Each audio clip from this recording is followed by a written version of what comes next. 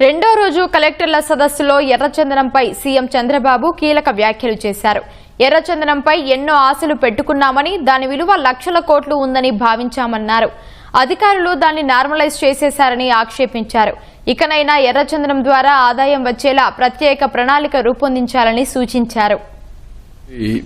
ఏదైతే red sandal depot ఉందో దాన్ని కూడా సీసీటీవీ కెమెరాస్ అవన్నీ పెట్టి మానిటరింగ్, అదే సమయంలో ఒక ఎక్స్పీరియన్స్ సెంటర్ కింద value added products you make it, then అది కూడా బాగా ఇది వస్తుంది. ఎవరైనా ఆర్డర్ చేసినా మనం తయారు చేసినా అలాంటి క్రాఫ్ట్ పీపుల్ అందరిని తెప్పించండి.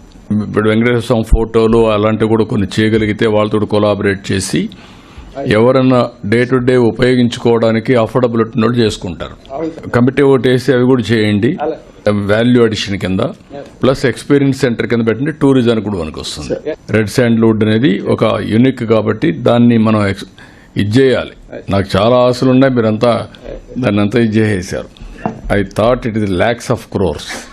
అలాంటి valuable property God has blessed us only in Tirumala Seshachalam ఫారెస్ట్లోనే ఉంది. ఇది ఇంకెక్కడా లేదు. దాన్ని ప్రాపర్గా మనం మార్కెట్ చేయలేకపోయాం. అది వర్కౌట్ చేయండి. అందరూ ఎలా ఉన్నారు? మళ్ళీ నేను మీ మౌనికాని, బెంగళూరు. ఇంకా 6 years ముందు ఈ ప్రాజెక్ట్ లో ఒక చిన్న మొక్కతో స్టార్ట్ చేసి ఇప్పుడు ఇంత పెద్ద గ్రోత్, ఎంత పెద్దగా పెరిగిందంటే మన అందరికన్నా హైట్ గా, పొడుగ్గా, బాగా పెద్దగా సీన పెరిగింది. 6 years లో ఇంత డెవలప్మెంట్ ఈ ఏరియాలో జరుగుతుంది కృష్ణాపురంలో అనేసి ఎవ్వరూ అనుకోనంత పెద్ద పెద్ద చెట్లు, మంచి సెక్యూరిటీతో, ఒక మంచి guest house, CC camera provident, water provident అనేది ఉంది. ఇక్కడ సోలార్ మోటార్స్ ఉంది. అంత పెద్దగా గ్రోత్ అనేది ఇంత మంచి చెట్టుకి, ఇంత చిన్న చెట్టు